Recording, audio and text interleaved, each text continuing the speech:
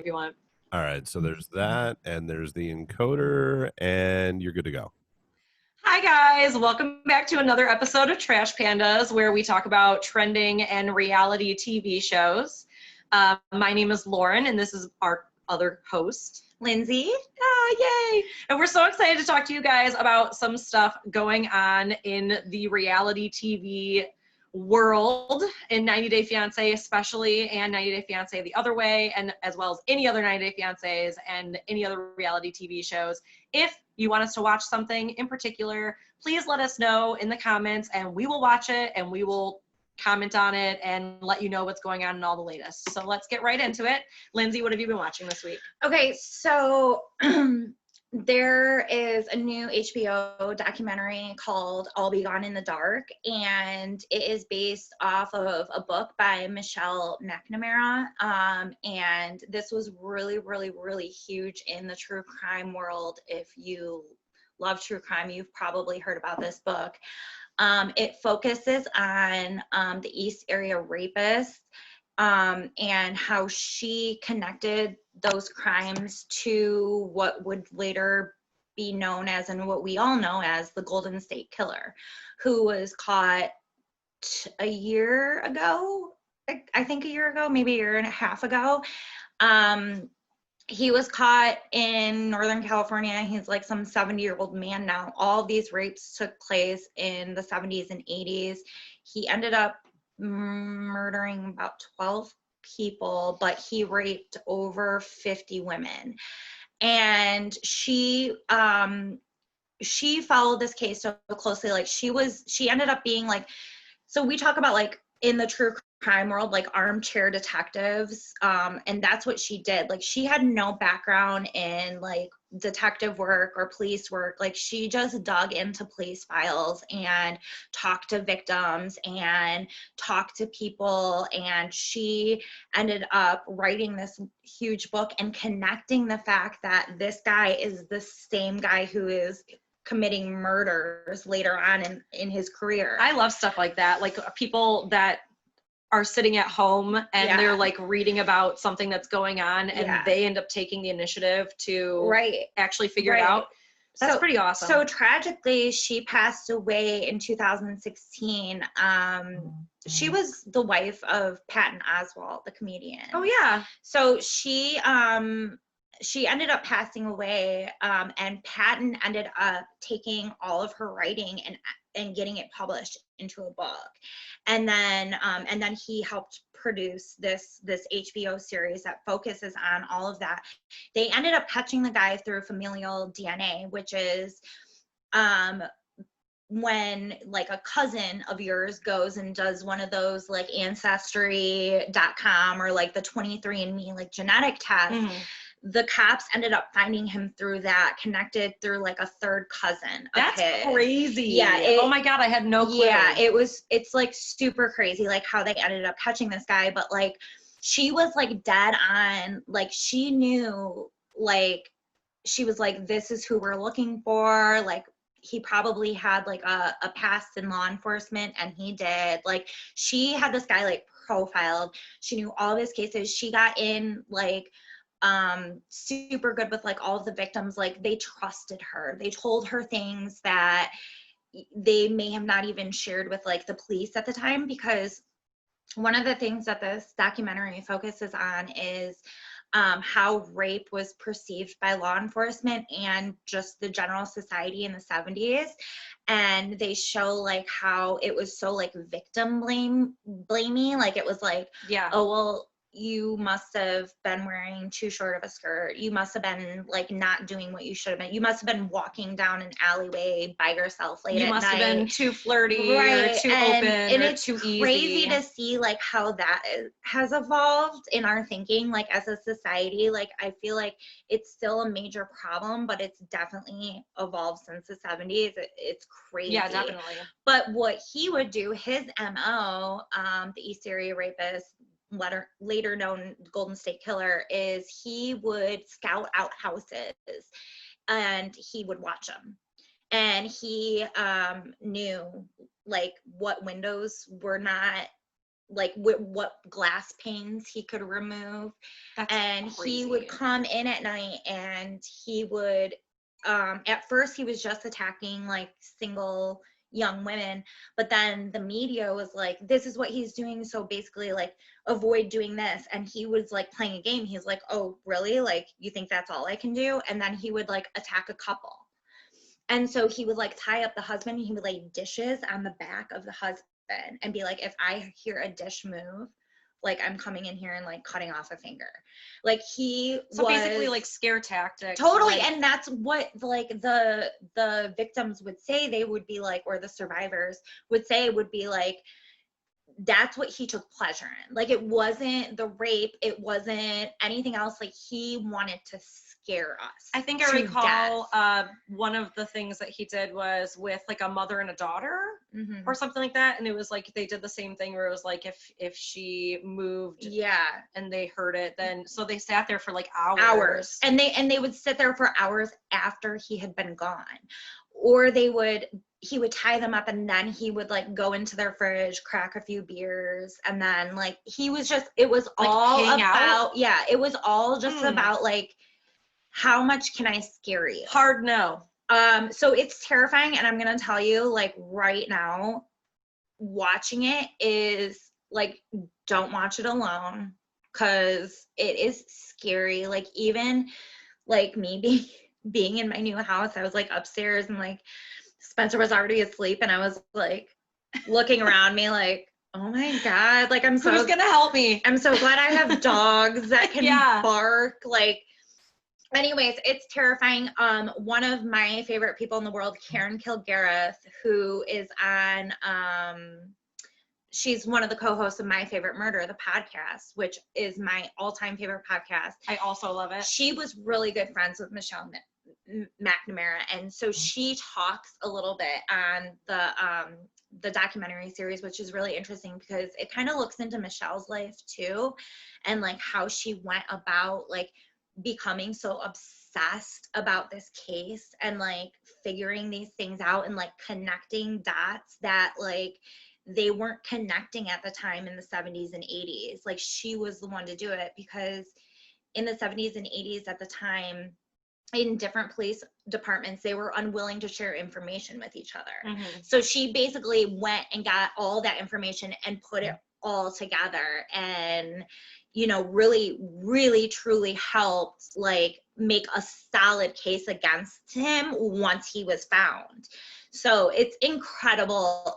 I would highly suggest watching it. I would love to do a podcast on I'll definitely watch it. We can do something about it. You guys want to see that? Let us know. Yeah, it's really good. It's gruesome. It's scary. It's terrifying, but it's also like so rewarding knowing that they caught the guy. And he actually just pled guilty to his crimes in California, and he will spend the rest of his life in jail. I mean, he's in his 70s already, so, but at least his victims got some closure, like knowing, you know, he's gonna pay, like he's gonna die in jail. And that's really what we want. That's what we want. I mean, with a sociopath like that, I mean, it's unbelievable that he got away with it for that long. And also another super scary thing is this all took place in like the Sacramento area, and they talk about like how many like active rapists were around during that time, and they were like, he wasn't even like the most prolific one at the time, he was just the most violent one. But there were so many active rapists like in that area at the time. It's like mind-blowing. That's scary. Absolutely mind-blowing. I don't like to even know like how many just like people in my area. I don't want to know. I mean, against them and you stuff, should know that, but like you don't want to know that. And then like the other thing is like they were talking about like at the time, like if you were caught for a rape, like you would get like maybe probation. Yeah, like not very serious. Like no, they didn't look at it as like a serious crime. I mean, they still don't. Look at Brock Turner. Like what was it, 3 months in jail or something? It wasn't even. It was like 6 months probation. We spent more time in quarantine than he spent in jail for that. For a rape. Right. I mean, that's absurd. Like I just can't even wrap my brain around the fact that that's how we treat such a violent crime. And it is a violent crime and it should be treated as such. I agree. So it's hopefully we just keep evolving and progressing because it's nutso butso, but we saw you can look back at the 70s and be like, we've definitely made some strides. Not a lot, but we've made some strides. So there we go. It took 50 years, but right. I didn't watch anything like super like serious like documentary style or anything like that, but I did start watching on the recommendation of my very close friend Russell. I started watching Pose on Netflix, and apparently there's a couple of seasons now. I'm not sure exactly how many there are. I'm on season 2, but it is kind of based off of the documentary that her and I watched together called Paris is Burning. So good. It's about like voguing, the underground voguing lifestyle and everything that was going on during the 80s. And it's very interesting. It touches down on a lot of really important topics, like AIDS and prevention and, just that scene in general. Like how AIDS was treated at the beginning of the epidemic. How people treated it wasn't treated at the beginning of the epidemic because because of the demographic that it affected. Like it's a very good show. The storyline is really good. Everything is funny and cute and lovable, and the characters are people that you fall in love with, even in their like catty, bitchy. Everything about them is just amazing. So yeah, I want to check that out because I loved Paris is Burning. Yeah, it's a really good show. And if you guys watch it, please let us know because I want to talk about it for sure. And she's gonna watch it, and then we will talk about it. Yeah, and if you haven't seen Paris is Burning, the documentary, watch that too. Watch that. So fucking good. It's really, really, really good. Okay, so now those are the things that I've been watching. I mean, I've only been watching that really because once I get into something, especially if there's multiple seasons, I kind of just like jump right into it and watch as many as I can and try and power through it. I think that's pretty much like the only thing other than Naked and Afraid.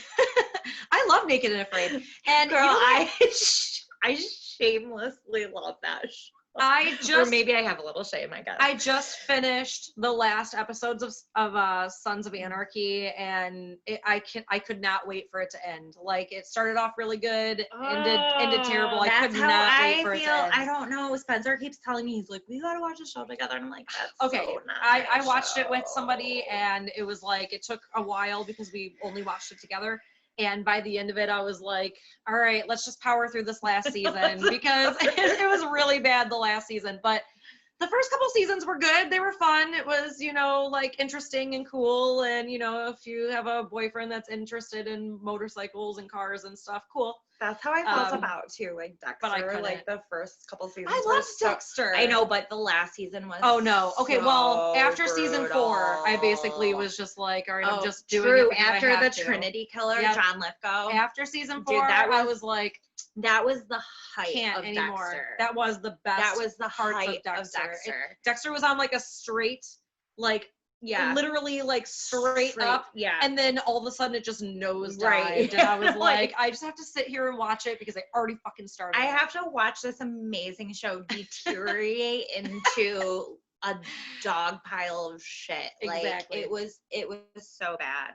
So anyways, 90 Day. 90 Day. Yes. Okay. So we're gonna start with 90 Day. What now? Oh, no, Happily Ever. Oh, Happily Ever After. Okay, Happily Ever After.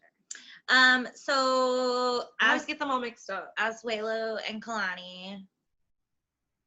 I'm like over them. Dude, I'm so over them. Okay, so basically they're having a party for like their 1-year-old son, and Asuelo is like refusing to come out of the bedroom and stop playing video games because he doesn't want to talk to anybody because I don't know if he's embarrassed about his behavior and calling his wife the B word, but he's like hiding from everybody, and they're all over there like celebrating his son's birthday. Her dad is like such a G though. He like literally goes in there, he's just like, I need to talk to you for a minute. Like you need to put your shit aside, come out for your boy's birthday party.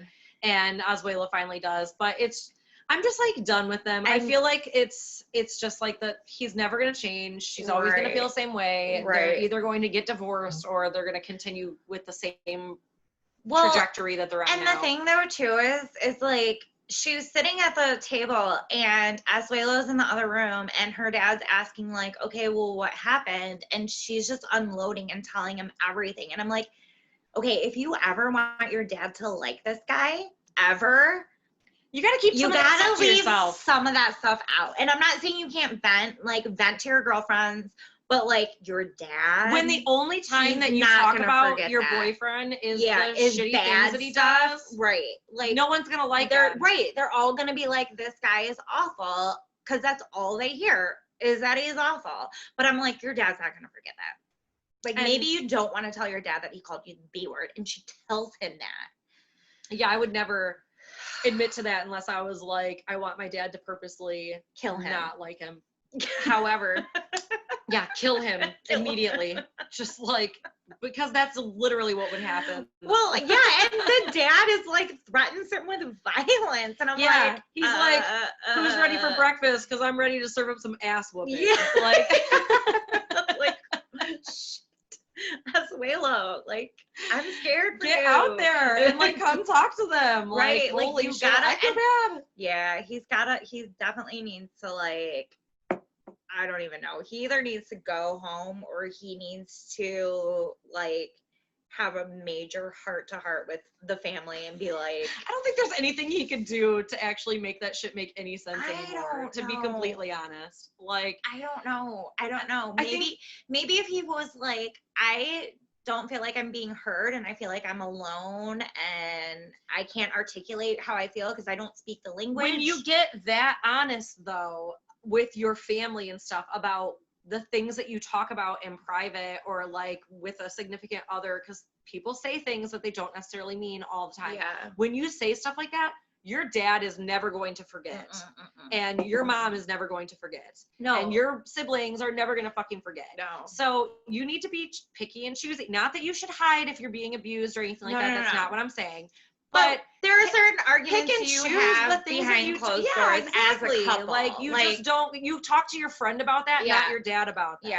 And then, Like, yeah, for sure. I just feel like she is setting, like, okay, I feel She's like he's setting them setting up for failure, but she's setting them up yeah, for failure too. She's not helping out. Right. That's not helpful. I can't No. imagine that it is. No, not at all. So, all right, let's move on to the next one.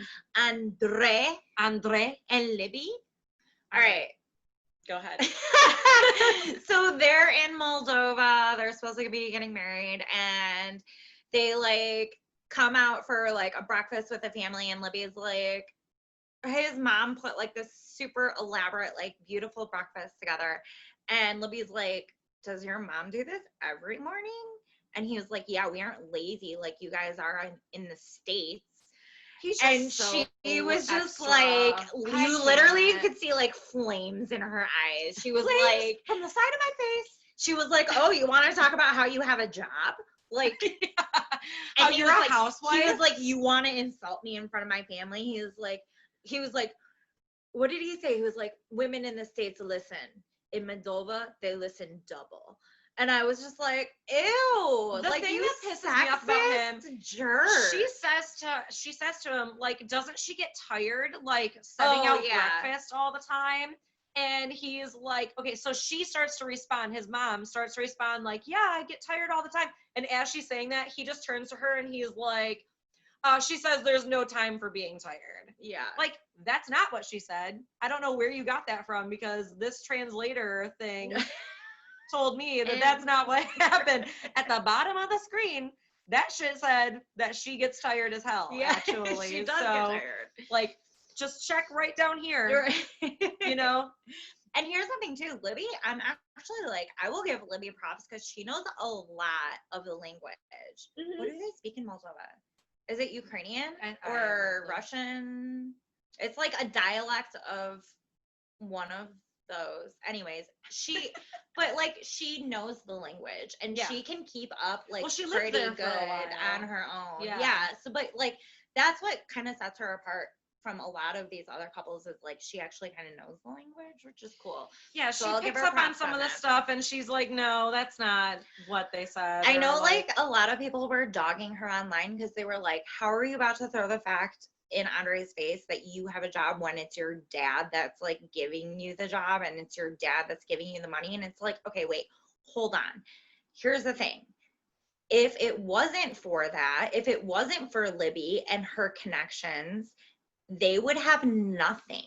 So yeah, it is nepotism. Yeah, it is like she's privileged for sure, but don't degrade her for like the work that she does go out and do. Yeah, and absolutely. Like she is a mom too. Like, yeah, like it might be her family's business, but she's still working Right, for she's them. It's still- not like you just sit back and like right. collect. And like, well, and I'm sure she does get a lot more than well, sure. like we probably But would what working is he for the doing? business. But right, he's literally doing nothing, and he's like saying he's like taking care of the baby. But I'm like, I don't know.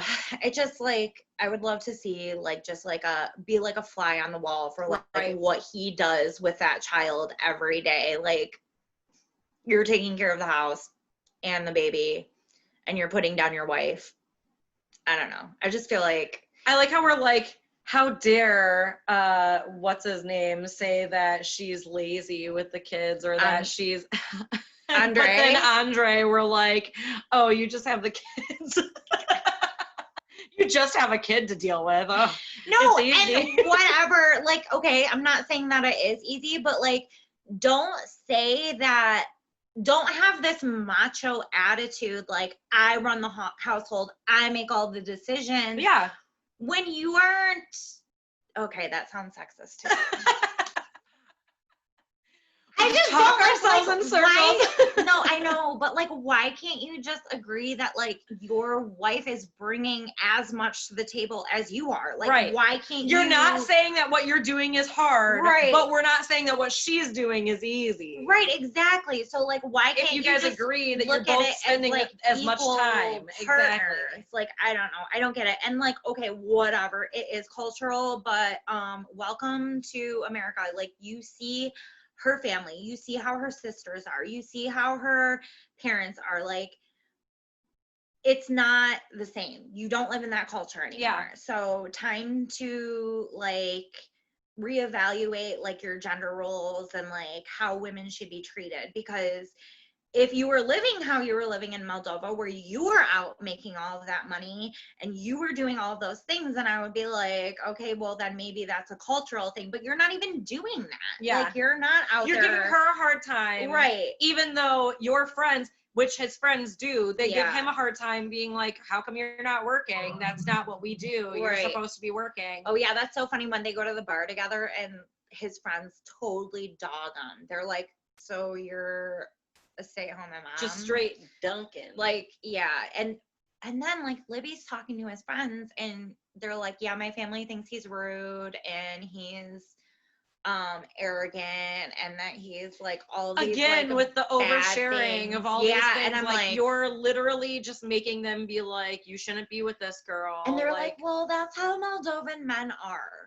And I'm just like, okay, but then he turns around and says about her sister that, oh, we'll just like leave her because she's like too outspoken or like whatever. And he like, what, I can't remember what he says about her, but he says something like derogatory about her. And I was like, why are you even like making a big deal about her sister coming here? Like, she might be more outspoken, but that's just how, in their own words, how American women are versus girls from. and they keep like alluding to, they're like, oh, they're going to be a bunch of stupid, loud Americans. They're going to get in trouble and blah, blah, blah, blah, blah. I'm like, that's what I'm saying is I'm like, really, dude? You're just like freaking out. I'm about... like, Libby survived and she came from that family. And right. She fared just fine. She had like, the same upbringing and she's right, fine. Right. But Libby does seem like she's a little bit more.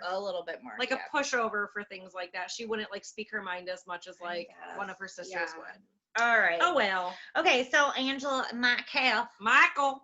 Okay, so let's just do this one real quick. They were just cute. Like, I cannot even believe I'm saying that. Like, I cannot even believe I'm saying that because I hated Angela for so many seasons. I know. But like her saying goodbye to her mom, and like this is maybe the last time she's gonna see her mom because her mom's health is totally feeling, and she knows like this could be one of the last times she sees her mom. So she says goodbye to her mom. She arrives in Nigeria. She sees Michael, and they're just cute. Like, it looks like they're like in a sincere relationship. Like, Yeah. it doesn't seem like it's for him to get like an American.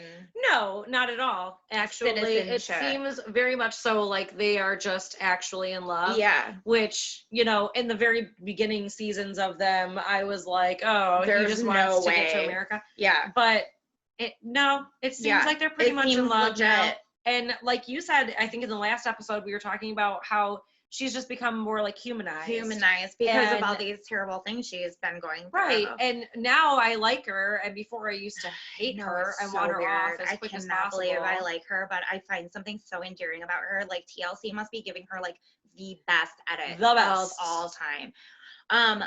Thought it was super funny when they go to the hotel and there's a rat, the dead rat. It reminded me of like Big Ed. Michael, get out of here! Michael, oh my God! I do not like rats. It And was then she so goes- funny. And then Michael like chases her with a dead rat. I know. My favorite part is she's like, that's dead, that's germ. That's dead. That's germ. I was like, that is the best line. I'm going to say that from here on out. That's dead, that's germs. Everything I ever touch, I'm going to be like, nope, that's dead, that's germs. From here on out. I hope you all follow along. Like, if I post that, you know what I'm talking about. That's dead. That's germs. Like, when I do dirty dishes, that's dead, that's germs. No. I'm not When I touching have it. to like touch raw chicken breast. That's dead. That's germs. Paul and Karini. Oh my God. Paul is just too crazy. I can't with him. Paul I feel bad telling for Karini to powder the baby's balls is really funny. Get his balls. Get his balls. She's like, Paul, I know. I'm like, dude, why are we talking about powdering this kid's balls so much? Oh my God. So basically that's just a huge shit show. So he goes to like ask his mom for money, and they go out to a dinner, and his mom's like, where's Karini and Pierre? And he's like, oh, they're at home. And she's like, well, I wouldn't have come had I known they weren't going to be here. Like, she doesn't even want to serving straight disses she the doesn't entire even night. want to have dinner with her son. Like, she's like literally like, I just want to see my grandchild. F you.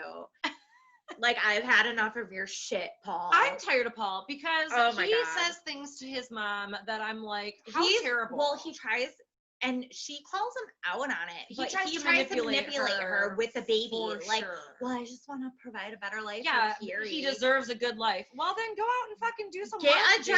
Yeah, go Like, do what have something. you been doing? And like, here's the thing too, is like what we like talked about is like, okay, I totally understand going to your parents when you've been having like a really hard time, but it seems like Paul has had hard time after hard time after hard. Like, it seems like he can never, and she even says this himself, like he can never get his feet on the ground. Yeah, He can never. It's like whenever it's alone, Right. it's alone, it's alone.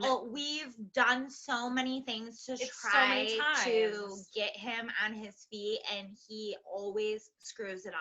So we're done. And I was actually really proud of her for being like, no, we're not loaning you money. Like, you need to figure it out. Yeah, But the only thing that makes me so sad for is Karini.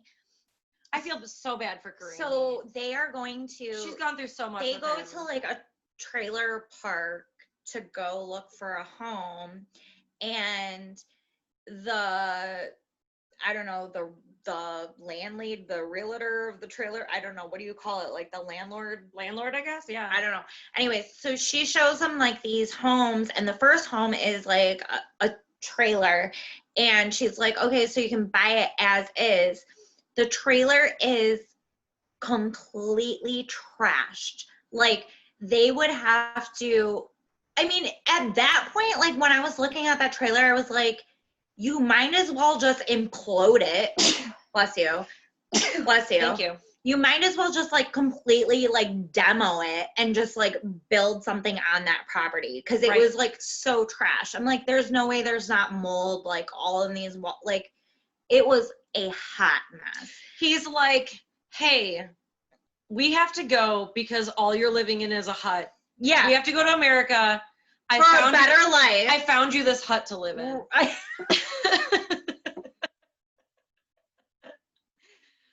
That's literally what he did. He was like, we can't stay here anymore. You're just in a hut. Here's the thing, though. We're going to live in a hut. It's like, okay, if I was Karini, I would be going back to Brazil because at least in Brazil, you have the support of your family. Right. Which she doesn't even have. Like, Paul's family is not helping. Not being supportive. At all. Like, the mom was like, yeah, I'll babysit sometimes. Mom cares about the baby, though. And that's the thing, is I think that she does. I think she's going to give in. Because she does care about the baby, because Paul is going to pull that card where he is going to be like, hey, look at the life you're giving to my child, your grandson. Because of you, we have to live this way. And they're going to give in. I guarantee it. I guarantee they're going to fucking give in. So the next place that they look at within the same trailer park is like an RV. It's not horrible, but Karini was like, there's no way I can have a baby in here. Like, a baby needs to crawl around. There's no place for this baby to crawl around. Like, Karini was like mortified. And Paul was like, we'll make it work. And I was like, nice optimism, dude. But like, if I were her, I would be like, send me back. Look at his car. Send me back. Look at how many of the huge foot lockers he sent with him. And then brought back. Like, this is going to be a hoarder's nightmare. Dude, I swear to God, he's a hoarder. I guarantee it. He is. Did you see their apartment? I did, and I saw his car. Horrific. And I was like, this is not a viable situation. And did you see them at the grocery store together? And they're like, he's like, oh my God. Oh. He goes, 10 for 10. You have to buy at least 10. And I'm like, no, that's not how that works. That's not how that works. You do not have to buy 10. If you think you have to buy 10, you don't. I'm telling you right now, you do not have to buy 10. I'm sorry if you thought that, but you do not have to buy 10. And that's what Karini was like, we don't need that much. Like, we only need this much. Like, we don't have room for anything. We're living in a hotel. I understand buying in bulk, non-perishable items in bulk, like diapers, things like that. Toilet paper, pandemic. Sure, I get it. I totally get it.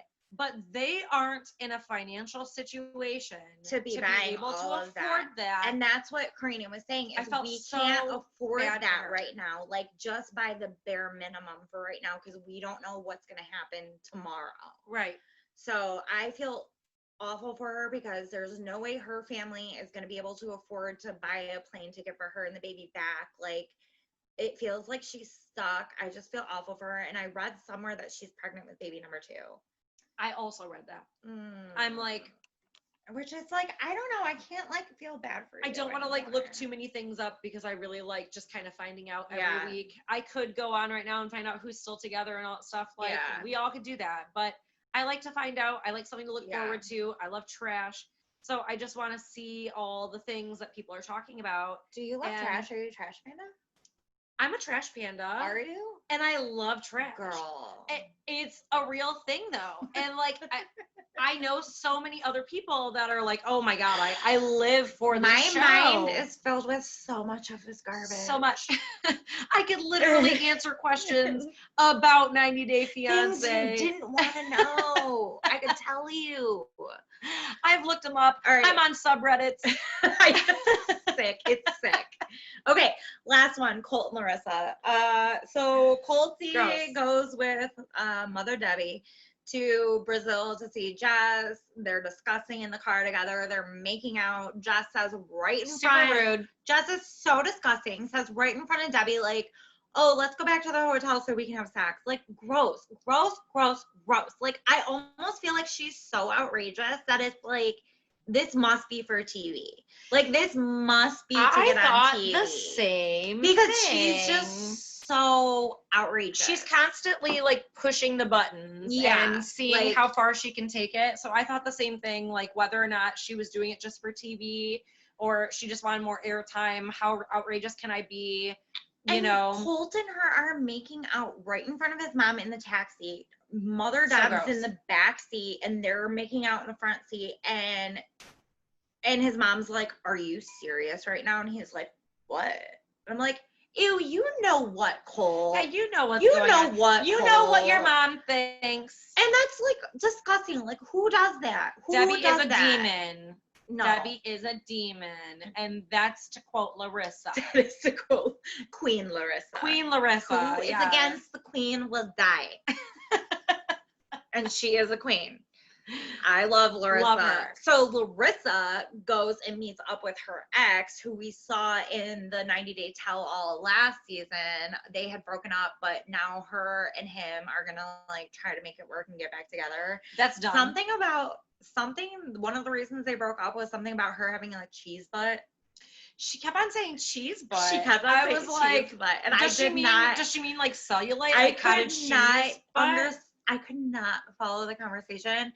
One of his ex-girlfriends was like harassing her about having a cheese butt or something, and she ended up calling the cops on this ex-girlfriend and him for like harassment because she ended up saying like, I didn't want to mess with like my immigration status, like yeah, because she's on probation. Yeah, and she's on probation. She's on for probation. So too. if she were to get in trouble, she would probably be deported. So Right. I understand her entire situation. However, Yeah. you don't like make claims against people that aren't part of that. And I like when she said the whole cheese butt thing, I was like, do they mean like cellulite? Like cottage cheese? Yeah, ass? probably. Okay, because that's like, and I was like, Probably. maybe, I didn't know if she was trying to say like just that she had like a big ass or something. But I was like, first of all, she looks great. Didn't she get the Brazilian butt lift? Like she looks great. She looks great. She looks so great. good. I love her. Her lips are getting a little. They're getting excessive. Her lips are getting. Although I would love to get some little lip action. All right. Not gonna lie. Okay, so let's talk about before the 90 day. Okay. We got a lot to unpack here. Devin and Jihoon. Okay. I still love Jihoon. I'm not gonna lie. Still love Jihoon. I love him less for the things that he's doing, but I still think that he is hilarious. I think it's fucked up that he is lying to her about his ability to provide for his family, which is screwed up. But I'm like, Devin, we already knew. We've done this for a year before. Yeah. We already knew that he wasn't going to do this. Well, like, I wouldn't have ever thought that he was actually going to follow through. So there are two sides to this. So like, yeah, he's like we always talk about, he's a self-proclaimed man-child. Like he is self-proclaimed. So there's that. You know this about him. Like, you know this about him. And then he tried to plead his case to her. And I thought this was actually going to go in his favor until he said something. But he was like, listen, I've been like on edge ever since I met you. Like, we got pregnant right away. I had to step up and be a father right away. We got into a marriage right away. Like, all this stuff hit me in life like really fast. Yeah. And I was like, okay, this is good, Jihoon. This is good. Like, keep going with this. And then he's like, you know, and then I work a job and, you know, I decide to work it part-time so I can take a rest when I want to. That was when and I was like, all hell broke loose, though, for me, too. Because if you're literally saying, I can't work full-time because I like to nap. That's what he was saying. That's, like, literally what you're saying. I can't work because I like to nap. He And likes to take breaks. it's so stupid. And then, you know, she's just kind of, like, sitting there, like, flabbergasted, like, She was like, excuse me, first of all, didn't he say if you come live here, you can be a stay-at-home mom? Yeah. That was the whole entire point of her coming there. Yeah.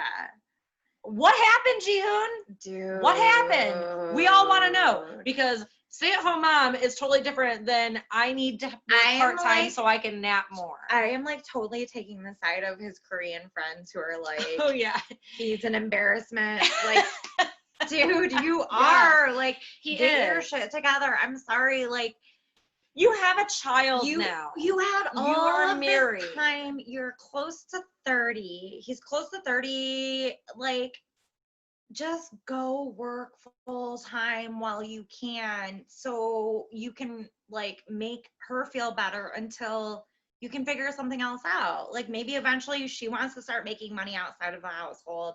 That's fine. Then have a combined income. But like, just help her out right now, because That's what she was saying. She was like, it makes me, because then he was saying how his mom manages his money. And she was like, it makes me feel like I've been spending all my own money and you haven't been helping out at all. You've just been saving your money. You've just been trying to save your money for whatever purpose. But he gives it to his mom, which I'm like, how do you like keep track of how much money you have? And like, it's a mess. And then he said that he had $3,000 saved up. Yeah. And like when he said that, I was like, he was saying at the same time that he was making $3,000 a month, right? Right. And at the time he was living with his mom and his dad, and he didn't have any bills to pay. But he was paying off that. But he is paying off his debt, right? Well, yeah, but he had like a huge fine to South Korea for selling used stolen phones, right? So that's what he was paying off. But it's just like, dude, okay, pay off that debt. I get that's a really big debt, but pay it off. But also maybe be just taking some of that money and sending it to her for like formula, diapers, whatever. Just to take care of your child, something to take care of your kid. Like, she's obviously going it alone in the States. Yeah, it's just, that was brutal. And like, I don't ever feel bad for Devin because I like just don't, because she's really hard to like. But like, I did feel for her. I was like, that has to be so hard. They're obviously making some money because she's getting all kinds of plastic surgery done. Oh yeah, we want to talk about off the show stuff? Yeah, we do. All right. I mean, I'm down. She's gotten major plastic surgery. We will post a picture on our Trash Pandas Facebook. She has gotten like not only major lip fillers, but like something way redone with her face. Like she looks totally different. She's modeling in South Korea, or she was modeling like pre-pandemic. Yeah. But she looks totally She different. Looks good. Like, no, she looks wonderful. Like, she looks great. Amazing. But yeah, it's like talk to that doctor. Totally different. So somehow she's making disposable income. Somehow. And I wonder how that's happening, because like, is she being paid? I feel like it would be Ji-hoon that's getting paid from 90 Day Fiancé the other way because he's the actual resident. I heard that it was the Americans that get paid. It is the Americans that get paid? That's what I heard, but I'm sure I'll look into that more and find out. Because does anybody know? Look on Reddit for us real quick. Yeah. We would love to know. Squeeze into Reddit. Reddit knows everything. Okay, next one. Summit and Jenny. Again, super boring. Like, they go out to meet one of Summit's friends who's getting divorced. Jenny finds out that his divorce is taking 4 years. But he also says that's because it's not a mutual divorce. His wife is trying to get like everything from him. And in Summit's case, like, his wife and his family have already like decided on an amount, and they're like, all right, pay us this amount. Pay this and that's it. And then we're done.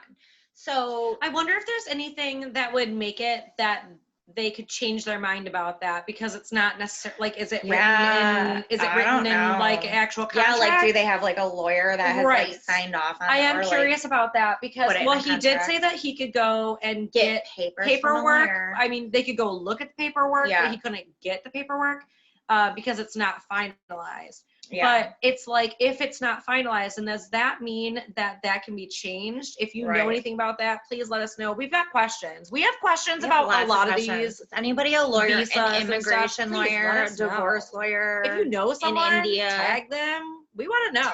Let us please know. Answer our goddamn questions. All right. I'm having a terrible time. Let's go on to the next one. Armando and Kenneth. Armando is so cute. He's making Kenneth like this little craft, like, love knows no borders, and he has like this little picture of Florida and a little picture of Mexico that he like glued to like this little picture poster thing. Mexico is very vague, and Florida is very like, well, it was just like the peninsula of Mexico. Right. Like, I forget the name of the peninsula. Sorry. I'm not on Jeopardy. Anyways, and he like takes yarn and puts it from like Florida to Mexico to like symbolize his journey there. And anyways, he's preparing for Kenneth to arrive. Their apartment is dope. Gorgeous. Dude, I would live there. Dude, he stands outside. He's on the top floor. In a gated community. He's on the top floor overlooking the ocean. the apartment is beautiful. It looks gorgeous. He even says, this is the biggest kitchen I've been in, or it's a bigger kitchen than I'm used to being in. I don't know where to put things. And I was like, dude, I would definitely live where he lives. Totally live he there. opens up his little sliding glass doors to the ocean. Yeah.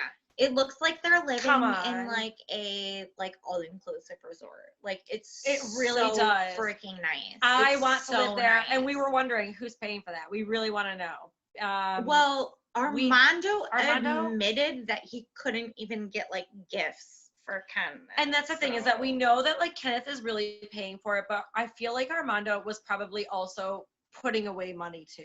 You know what I mean? Like I said before, I don't want to discredit him at all. Like she said before, we both agree. We really believe that they are in love, and I think that he would have done anything to get Kenneth there. Sure a real couple. For sure. I'm seriously waiting for that I haven't told him moment, because I know it's coming. We know that it's coming with all of the people. We already know that that's a thing. It'll be interesting to see. I want to know what it is. Kenneth's like interaction with Hannah, because they got Armando's out of the way immediately. It was like my family doesn't know kind of well, they know but they don't know. And I feel like the one that we're waiting for is like it's going to be something big, because it's been pushed back. I mean, what episode are we on? 6 now? 7 now? And it's like if you're pushing it back that far, it's a banger.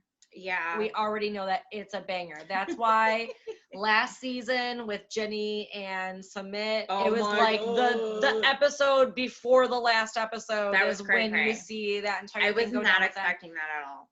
So I know we're already halfway through the season. It's a banger. We already know it's going to be a good one. Okay. So can't wait to see, because next week Kenneth arrives and they get to hug and embrace each other. Oh. Okay, next one, Ari and Binyam. Okay, so Ari is the girl moving from Connecticut to Ethiopia to be with Binyam. She's pregnant. She's like 6 months. 6 months? 6 months, yeah. Okay, 6 months pregnant. So we see like Binyam's apartment, that his first apartment that he has like set up for her, and it is not okay, it's not what I would prefer, but it's not as terrible as I was expecting it to be. Yeah, that sounds awful. But the bed actually is fine, like, and all that. But then you go into the bathroom, and the bathroom's like janky. There's not even like a toilet seat. How do you go to the bathroom as a pregnant woman with no toilet seat? You gotta hover. Oh no, 9 months pregnant hovering. You can't 9 months pregnant hover. Nope, that's not a toilet seat on that bitch. Like, I can't even imagine. Like, first world problems, maybe. I don't know. Definitely. But so her mom comes to see the apartment, and she's just like appalled, and she like asks like how they get water and stuff, and she sees like this huge like water jug like in the corner outside, and she's like, so how long does that water sit there for? And he's like, 1 to 2 days. And she's like, how do you disinfect that every 1 to 2 days? And he's like, we take leaves and we disinfect it. And leaves. Her mother, who's an ER nurse for 30 plus years, is like horrified. Absolutely. And Lauren and I went on like a little like dive into like infant mortality rates, because I was like, okay, obviously like these conditions were good enough to raise Binyam and his brothers and sisters. And so we went on like a little dive on like infant mortality rates like from Ethiopia and the United States, and Ethiopia's infant mortality rates is quadruple that of the United States. So there's issues there. And there's issues when you're talking about going over there and having a baby. I mean, like, I just can't imagine when your option is the United States, you have that option and you're choosing. There's got to be a reason why he's not to go to that to medical, that healthcare system. I mean, I'm sorry, like, there's I feel like there's something in every mom that's like, I'm going to choose like the absolute freaking best for my baby. And I understand like she doesn't want to do it alone without her partner. Like I can't freaking imagine that. But just the healthcare. Yeah. I agree. Alone, like I can't imagine. And I'm not even saying, like we were even talking about how like the United States has had like a major dip in like fetal mortality rates, infant and mortality mother rates and maternal Yep. Mortality rates, like for the moms, like dying in childbirth or of shortly complications thereafter. of childbirth. And the United States doesn't even rank the best, but we do have a better shot than Ethiopia. Yeah, by quadruple. Which is a lot. It's a lot. That's a lot. So I think that we came to, I think it was like 3.4% mortality rate per 1,000 It births. was 34 out of every 1,000 ended up dying. Making Where it. in the United States it was 6 out of every 1,000. Right. So, I mean, that's a huge difference. And not only that, but like when they were talking about earlier, they were talking to healthcare providers and they were like, if you need a blood transfusion, sometimes the blood is not available. I mean, we always have shortages in the United States of blood. Mm-hmm. And then thinking about the shortage in Ethiopia, like, you know, and then like, we already don't have access to epidurals in Ethiopia. Like, if you need that or any of the medicine you may need, they have shortages of medicine there. Yeah. Like, so think about if you have any complication or anything that goes wrong, like, oh girl, I'm praying for you. Like, I just don't. We want you to make it, and we want your baby to make it. Of course. Like, I would never. Like, we're just looking out for you. I'm just like, that to me is not. It's not sensical. Like, it doesn't make sense why. It's not something I would choose to do at all. And I understand this is her first baby. She wants to be with her partner, but go home, be with your mom, be with your dad who is a doctor, your mom who is a nurse. Like, go have the baby there, bring him over afterwards. Seems like that's probably your best option. I don't know. And I guess I don't know because I don't have kids, but I know. And then Binyam brings him over to their second apartment. He's like, oh, we're going to have this all in order like in 2 weeks. And the apartment's in shambles. There's like, okay, I guess loose wires, open paint chips everywhere. You're just yelling. Paint chips, loose wires, wine bottles. There were wine bottles on the floor. There were wine bottles, though. But, like, the mom goes there and she's like, let's get real. Like, this is going to take you a lot longer than 2 weeks. At least a month. Get this together. With a crew of people. Right, with a crew of people with unlimited access to resources. Like, there's just no way. And I felt really bad for Binyam because you can totally tell. He's trying so his heart is in the right place. And I totally understand, like, his heart is in the right place and he wants to do the right thing. But I'm just like, dude, this is an American girl. Like, she's got crazy other standards. And she's not just like an American, she's like a doctor's daughter. Like, she has lived a really privileged life. Yeah. And then she's coming there. But then at the same time, I look at her and I'm like, you knew what you were getting into. You had been to Ethiopia. Like, you know what you were doing. So we're going to go slightly over on this, just so you guys know. But our next is our last one, and that's Yazin and Brittany. Oh. And they were a shit show. So this is going to take us just a minute. I thought that this entire thing was crazy. He shows up at her hotel and apologizes for the way that he treated her the night before. And he's like, I was jealous of, yeah, exactly. Gross. Fuck you. Girls aren't into that. He ends up being like, okay, we're going to go to my dad's house or my parents' house first, and gives her like a hijab. dress.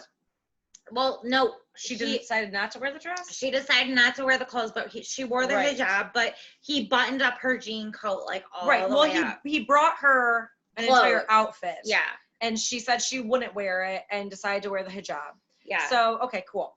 All right, fine. As long as you're doing like the bare minimum. Yeah. And brings her to his parents, and that is when shit goes crazy. Dude, I don't even know where to begin. Like, he was like, first they're pushing this marriage, like, to happen within the week. His parents are like, we want you to come meet us tomorrow and then go to the place the next day. Exactly. Yeah, which is insane. She is like, that's not going to happen because my family is not here, but real reason it's not going to happen is because she's still married. Not divorced yet from her ex. So she's keeping that like a secret, and like, thank God, girl, she did. Like, you need to get out of there ASAP. Like, what are you doing? So the mom, Yazan's mom, like, refuses to like be on camera because of like a cultural belief or whatever, but like, she was super feisty this episode. It was a little intimidating, very scary. I would have been terrified if there is definitely a breakdown between cultural and like languages and stuff. So like the parents are asking about her getting married, and she says that she wants to wait for her parents to get there. She wants to wait till like January, and we don't have any timeline of where. We don't know where it's at in the year. Right. We don't know how many months away January But they're like, it's been a year already. You're making us wait until January. Your problem before was because of the divorce papers. Now your problem is because of your parents not being here. And it's just become a shit show. His mother starts attacking her like hardcore, not physically, but verbally, standing up, getting in her face, yelling at her, saying like, you're basically just giving him the runaround. We shouldn't have to wait 5 or 10 more years for you to get your shit together. Son's 26 years old. He needs to be married. He needs to have babies. Like, you need to marry him. We're sick of excuses, all this. But, like, can I also say, like, it started at something that was, like, so mundane. So, like, Yazan was like, you're my baby. And she was like, I'm not your baby. And his mom, like, started to lose it. She freaked out. Like, she was like, you're saying no. She was like, she said to Yazan, she was like, you tell her, like, in Muslim culture, like, if he says you're her baby, she says, yes, I'm your baby. Like, she wanted to make it picture perfect clear that a woman should be submissive, like, no matter what. And like, then after this huge blowout, the last thing like his mother was saying was like, oh, and here she's saying like, no, I'm not your baby, Yazan. Like, she was like so angry about this, and I'm like, it really made her upset. It was awful. And like, here I am like thinking, I'm like,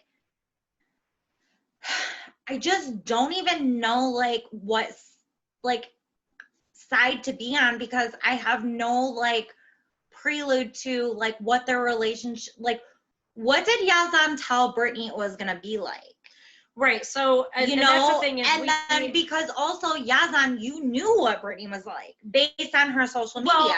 So what did you tell her life was going to be like in Jordan? Episodes, he doesn't talk, and she says, oh, I told him that I wasn't going to just accept Islam. Yeah, I wasn't just going to be. However, in his episode that he premieres on, he says, she's going to accept Islam, but I'm trying to like baby step her into it.